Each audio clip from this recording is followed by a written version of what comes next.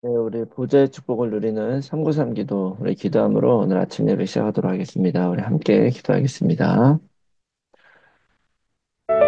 살아계신 하나님 아버지 감사합니다. 이 시간도 그리스도 언약 잡고 복음 누리는 기도하게 하시니 감사합니다. 주는 그리스도시요 살아계신 하나님의 아들이심을 믿습니다. 예수님은 나의 모든 죄를 사하신 나의 참 제사장이요 나를 사단의 손에서 건지신 나의 참전왕이요 나에게 영원한 생명을 주신 나의 참 선지자이심을 믿습니다. 그리스도는 내 인생 모든 문제의 답이시며 내 삶의 주인이심을 고백합니다. 지금 이 시간 기도하는 나에게 주의 성령으로 충만하게 역사하여 주옵소서. 하나님, 지금 이 시간 성삼위 하나님께서 말씀으로 나의 삶 속에 성령 충만함과 오력을 더하여 주시옵소서. 말씀을 선포하시는 성부 하나님, 그 구원의 말씀을 성취하시는 성자 그리스도 예수님, 말씀으로 나와 함께 하시는 성령 하나님이 영력, 지력, 체력, 경제력, 인력으로 충만하게 하사 237 나라 5천 종족을 살리게 하옵소서. 하나님, 지금 이 시간 기도를 통하여 보좌의 축복 9가지가 나에게 세팅되게 하여 주시옵소서. 보좌의 축복, 승관, 총월, 237 살릴 빛이 내게 충만히 임하여 하나님의 형상과 생기가 회복되어 원래 주셨던 에덴의 축복이 임하게 하옵소서. 그리하여 나와 교회와 현장에 전무후무하는 답을 주옵소서. 하나님, 지금 이 시간 보좌의 축복이 실현되어 30세 살리는 축복의 증인이 되게 하옵소서. 늘 생명력이 넘치는 강단 말씀이 선포되게 하셔서 목회자와 함께 교회를 살리게 하옵소서. 그 선포된 말씀을 붙잡은 중직자를 통해 교회와 현장과 산업이 살아나게 하옵소서. 그리하여 렘넌트가 일어나 전 세계를 살리고 미래를 살리게 하옵소서. 오늘도 언약 잡고 기도하는 우리들에게 최고의 축복을 부어주시고 축복을 볼 수 있는 영안과 믿음을 허락하여 주시옵소서. 하나님은 내 기도를 반드시 응답하시며 성령으로 역사하실 줄 믿습니다. 이 모든 말씀을 예수 그리스도의 이름으로 기도합니다. 아멘. 이 찬송가 358장 우리 함께 찬송하겠습니다. 358장입니다.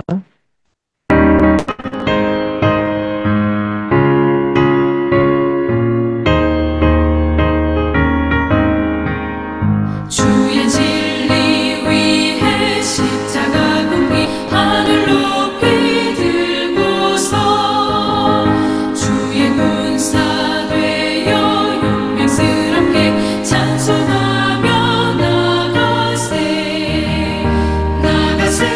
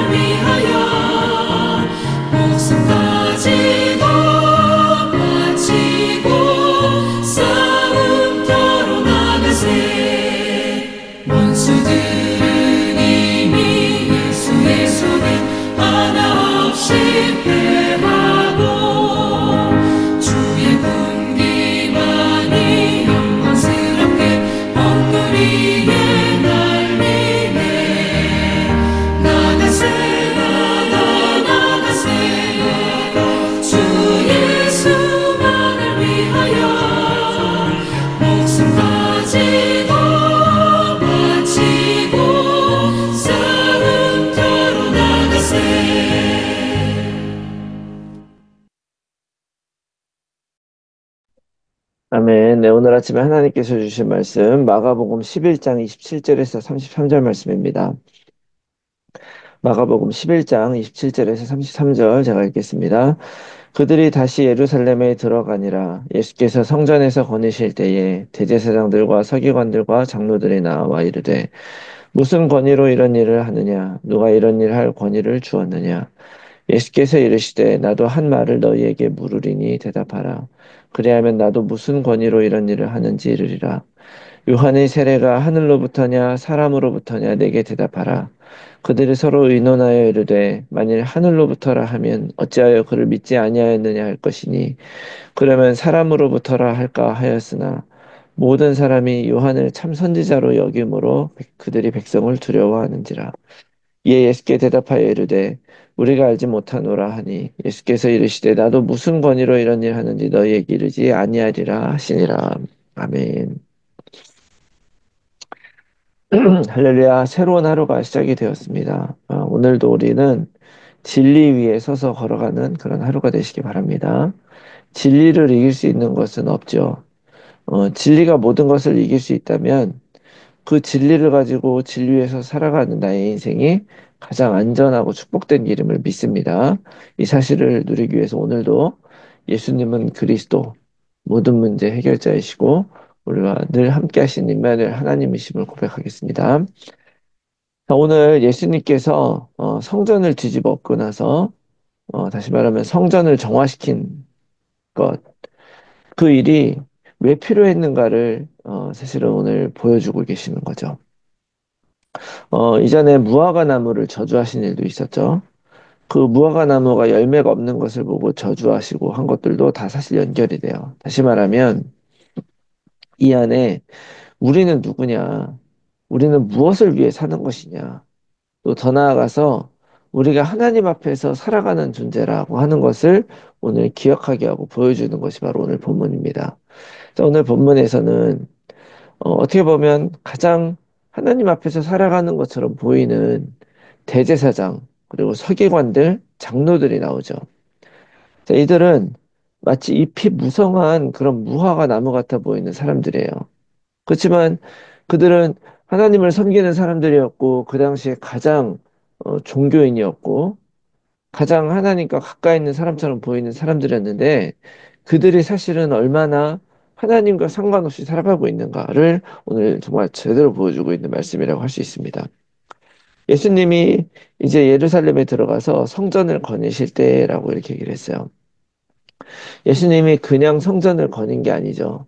그냥 성전을 거닌 것이 아니라 그곳에서 누가복음의 이제 병행 본문이라고 하는데 같은 내용을 기록하고 있는 누가복음의 본문을 보면 그곳에서 사람들하고 가르치면서 시간을 보내신 거예요.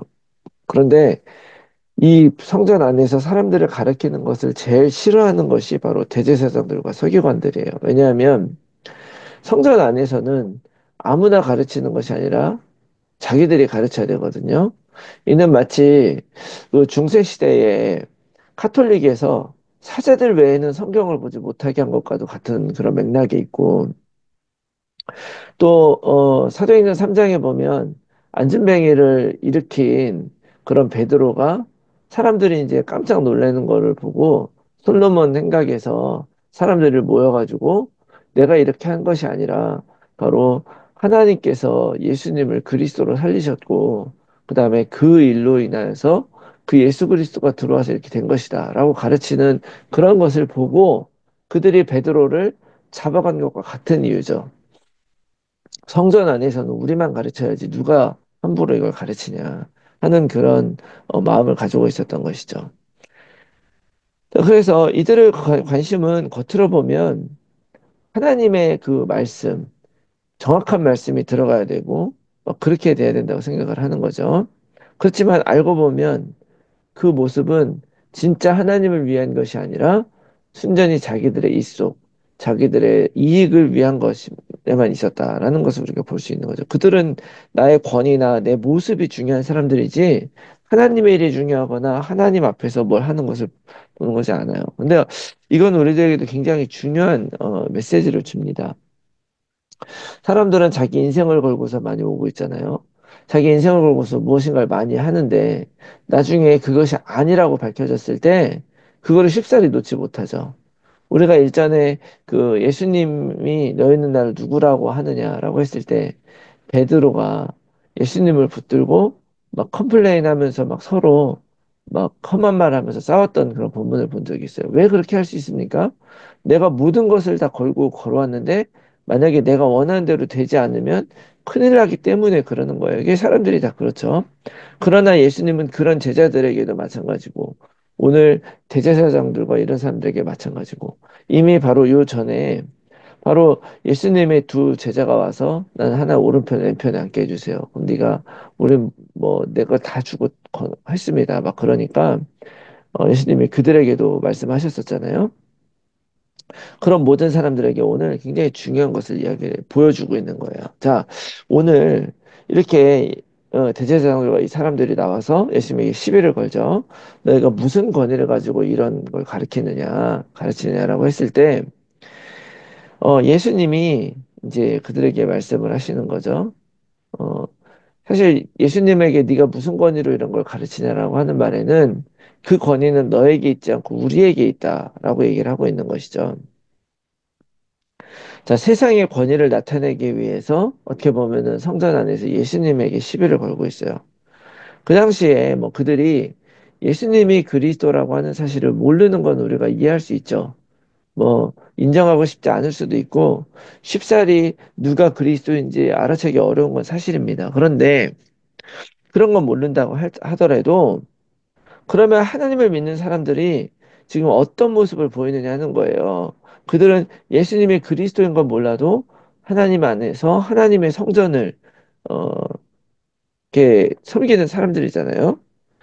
그렇게 이제 그래서 너가 어떤 건 일하냐고 하니까 예수님이 세례 요한에 대한 걸 물어보시죠. 그러면 이건 어떻게 보면 나중에 세례 요한에 대해서 네가 대답하면 나도 대답하겠다. 그러니까 이 사람들이 제대로 대답을 하지 못해요. 왜냐하면 세례 요한이 하늘로부터 왔다 그러면 그를 믿지 아니하는 것이 두려울 것이 믿지 않은 것 때문에 어, 걱정이 되고 또 하나님으로부터 온 게 아니라 사람으로부터 왔다라고 하면 모든 사람이 요한을 참 선지자로 여기기 때문에 백성이 두려운 거예요.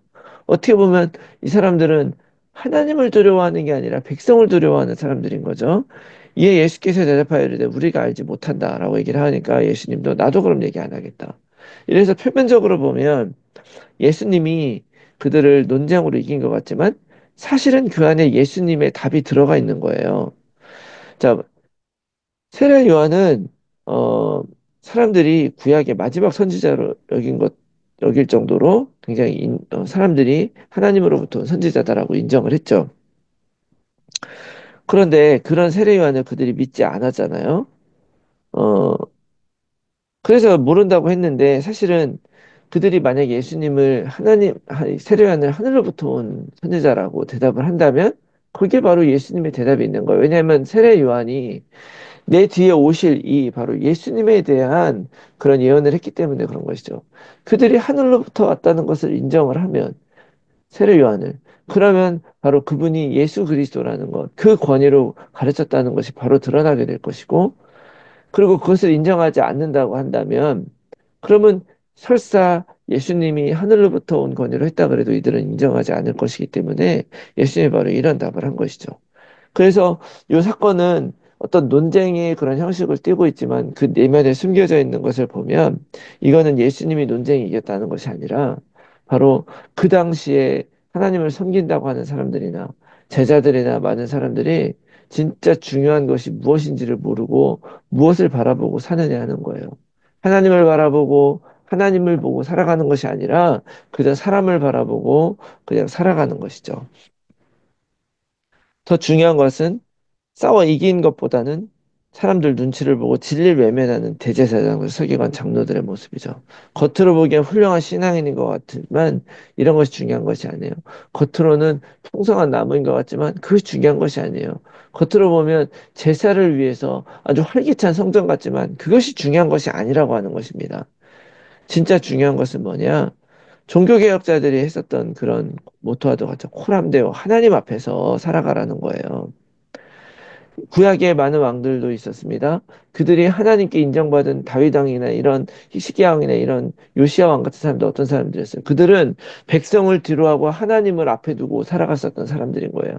하나님의 말씀을 앞에 두고 살아갔던 사람들. 그러나 그 하나님께 인정받지 못한 하나님을 떠난 악한 왕들은 사울을 비롯하여 모든 왕들이 전부 어떻습니까? 반대로 하나님을 등지고 사람들을 바라보고 살아갔던 사람들. 하나님 앞에 살아가는 사람들은 걸릴 것이 없습니다. 왜냐하면 하나님이 하시기 때문에.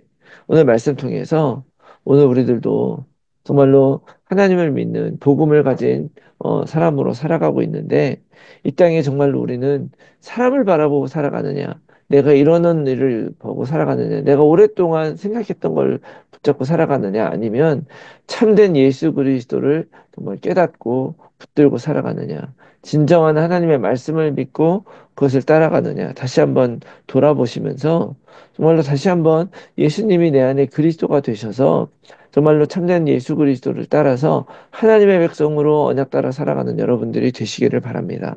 그렇게 우리가 실제적으로 누리며 살아갈 때 하나님의 그 능력이 우리 안에 나타나는 것이고 정말로 하나님의 영광을 경험하며 살아가는 그런 축복된 인생이 될 줄로 믿습니다. 오늘 이 은혜를 최고로 누리는 여러분들이 다 되시기를 예수 그리스도의 이름으로 축원합니다. 아멘.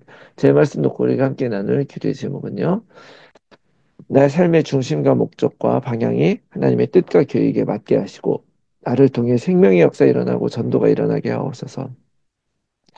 늘 진리 위에 서서 하나님 앞에 살아가는 전도자의 삶이 될 수 있도록 더 담대하게 하나님 말씀 붙들게 하옵소서. 모든 성도들의 삶의 현장에서 말씀 운동의 결실을 맺는 전도자로 살게 하여 주시옵소서. 우리의 자녀들을 오직 그리스도로 살게 하시고 237 서밋의 지도자로 살아가게 하여 주시옵소서. 불신자 자녀 또는 가족들이 복음 안에 들어오시도록 성령께서 역사하시고 하나님의 시간표가 이를 때까지 오직 약속 붙들고 기도하게 하여 주시옵소서. 몸이 아픈 분들의 혈관에 치유되어 힐링의 증인이 되게 하여 주시옵소서.